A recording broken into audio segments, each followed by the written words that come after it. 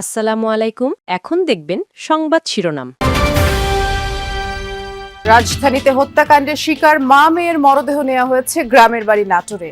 এলাকায় শোকের ছায়া, দৃষ্টান্তমূলক বিচার। সারা দেশে নানা আয়োজনে পালিত হচ্ছে রোকেয়া দিবস। পায়রাবন্ধ স্মৃতিকেন্দ্র রোকেয়া বিশ্ববিদ্যালয়ের সাথে একীভূত করতে সমঝোতা স্মারক সই আজ। সাভারের গোলাপগ্রামে অপরিকল্পিত নগরায়নের থাবা। উজাড় হচ্ছে একের পর এক বাগান। উৎপাদন কমতে থাকায় বাড়ছে ফুলের দাম। প্রচারে থাকলেও ভোটের মাঠে তেমন প্রভাব নেই নতুন ৩ জোটের, বলছেন বিশ্লেষকরা। মূল লড়াই হবে বিএনপি জামায়াতের মধ্যে। এতক্ষণ দেখছিলেন সংবাদ শিরোনাম, এখন দেখবেন বিস্তারিত। রাজধানীর মোহাম্মদপুরে নিজ বাসায় হত্যাকাণ্ডের শিকার মা ও মেয়ের মরদেহ নেওয়া হয়েছে গ্রামের বাড়ি নাটোরে। ভোরে শহরের বড়গাছা এলাকায় মরদেহ এসে পৌঁছায়, আর সে সময় এলাকা জুড়ে শোকের ছায়া নেমে আসে। পরিবারের পক্ষ থেকে জানানো হয়েছে জোহরের নামাজের পর তাদের জানাজা শেষে দাফন করা হবে। এর আগে সোমবার সকালে রাজধানীর মোহাম্মদপুর এলাকায় শাহজাহান রোডের বাসা থেকে মা মেয়ের মরদেহ উদ্ধার করা হয়। এ ঘটনার মোটিভ এবং অপরাধী শনাক্তে কাজ চলছে বলে জানিয়েছেন পুলিশ কর্মকর্তারা। আমরা এলাকাবাসী খুবই আতঙ্কিত এক প্রকার হয়ে গেছি যে আমাদের এলাকার মানুষ এরকম এক প্রকার নির্মম হত্যাকাণ্ড হয়েছে।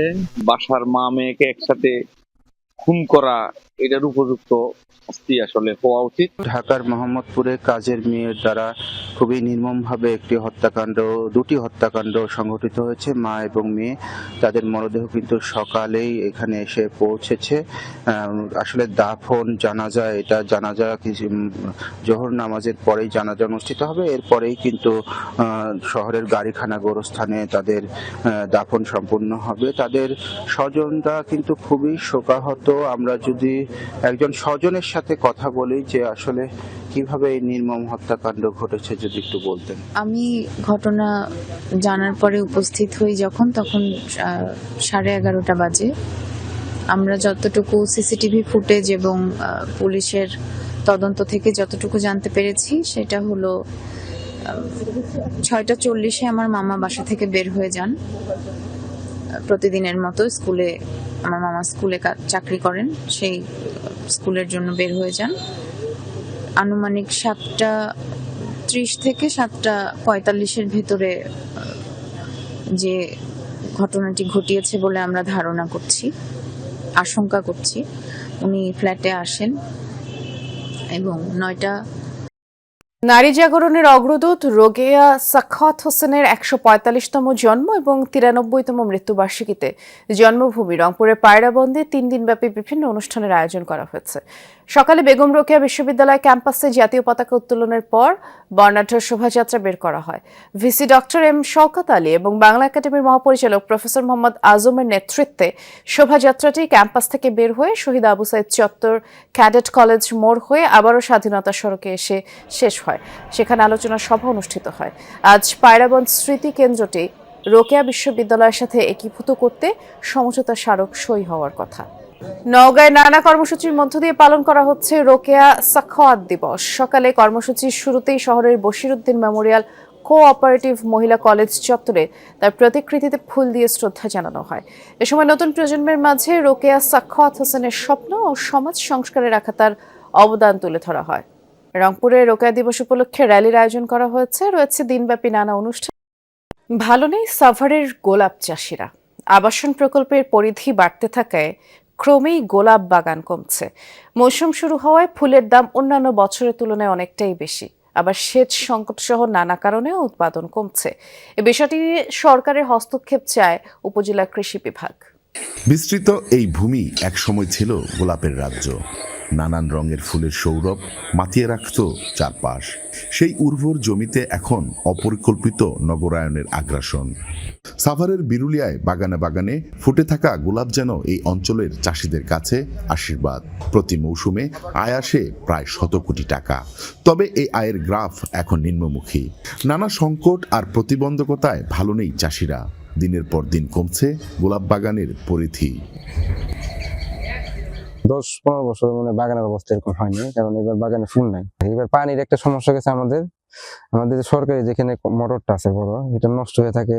15 দিন 20 দিন 1 মাস ঠিক করা হয় না। এই দিনে ফুল থাকে আপনার 2-3 টাকা পিস, আর এখন ফুলের দাম মনে করেন যে 10 টাকা 15 টাকা, ফুল নাই। মানুষ আয়া আয়া কইতাছে মামা ফুল খাত বেশি কোন ফুল খাত তো বেশি হয় নাই আসিল, তো এটা বেচা কিনা মালিকরা বেচা কিনা করে আসছে, এই জন্য ওই কোম্পানি নিয়ে কাটতে আসছে। রিস্কিত জমি যেগুলো ওগুলো মনে করেন বিক্রি করতেছে, কোম্পানি ঢুকলে মনে করেন জানি আপনি কমেন্ট ওই জায়গাতে আপনার সবকিছু কিনা বেচা কিনা হয়ে যায়।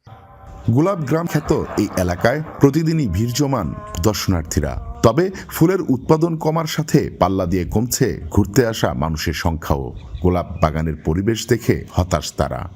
এক্সপেকটেশন ছিল অনেক বেশি যে অনেক মানে সতেজ এবং অনেক বেশি গোলাপ দেখতে পারবো, কিন্তু আসার পর দেখতেছি হচ্ছে কি খুবই কম বাগান, আর বাগান থাকলেও দেখা গেছে যে গাছে গোলাপ নাই। যা দেখছি আশেপাশে মনে হচ্ছে যে না আর কয়েক বছর পরে বা কয়েক মাস পরে এটা হারিয়ে যেতে পারে, এরকম সম্ভাবনা দেখা যাচ্ছে। উৎপাদন বৃদ্ধিতে চাষিদের ভোটের রাজনীতিতে বড় ফ্যাক্টর হবে না নতুন গঠিত 3টি জোট। তবে এনসিপি, জাতীয় পার্টি ও বামদের নেতৃত্বাধীন আলাদা এই জোটগুলোর ভোটের প্রচারে বড় ভূমিকা থাকবে মনে করছেন রাজনীতি বিশ্লেষকরা। তাদের মতে আওয়ামী লীগ ও জাতীয় পার্টির ভোট টানতে পারবে এমন সক্ষমতা নেই জাপার একাংশের জোট ন্যাশনাল ডেমোক্রেটিক ফ্রন্টের। অন্যদিকে সংস্কারের উদ্দেশ্যে গঠিত এনসিপির নেতৃত্বাধীন গণতান্ত্রিক সংস্কার জোট কোনো দলের সাথে সমঝোতার চেষ্টা করলে জোটটি ভেঙে যেতে পারে শঙ্কা বিশেষজ্ঞদের। আপনারা আজকে দেখতে পাচ্ছেন ভোটের আগে রাজনৈতিক অঙ্গনে শুরু হয়েছে রাজনৈতিক দলগুলোর দৌড়ঝাঁপ। গঠিত হচ্ছে নতুন নতুন রাজনৈতিক জোট। এরই মধ্যে 9টি বাম দল নিয়ে গঠিত হয়েছে গণতান্ত্রিক যুক্তফ্রন্ট। তবে আলোচনায় এনসিপি, এবি পার্টি ও রাষ্ট্র সংস্কার আন্দোলন নিয়ে গঠিত নতুন গণতান্ত্রিক সংস্কার জোট। যদিও এই জোটের সাথে গণ অধিকার পরিষদ, আপ বাংলাদেশ সহ 8টি দলের যুক্ত হওয়ার কথা ছিল, কিন্তু শেষ পর্যন্ত তা হয়নি। তাই নতুন এই জোটের প্রভাব নিয়ে শুরুতেই প্রশ্ন উঠছে।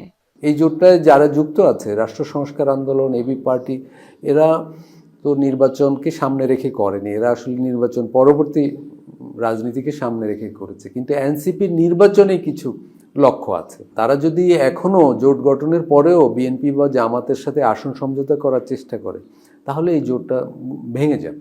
প্রেসার গ্রুপ হিসেবে তার রোলটা দুর্বল হয়ে যাবে যখন সে বড় কোনো দলের সাথে যোগ দিবে, তখন দলগুলো তাকে সেটা অ্যালাউ নাও করতে পারে।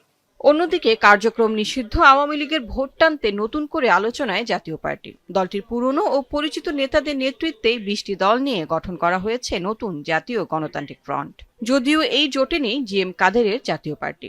এই অবস্থায় এই জোটের নেতৃত্বে থাকা জাতীয় পার্টির একাংশের প্রতীক লাঙ্গল হবে কিনা এই নিয়ে প্রশ্ন আছে। জাতীয় পার্টির এখন দুটি ধারা মাঠ পর্যায়ে আছে। একটি ধারা সরকারের পছন্দ নয় বা বড় দলগুলোর পছন্দ নয়, আরেকটি ধারা মনে হচ্ছে বড় দলগুলো বা সরকার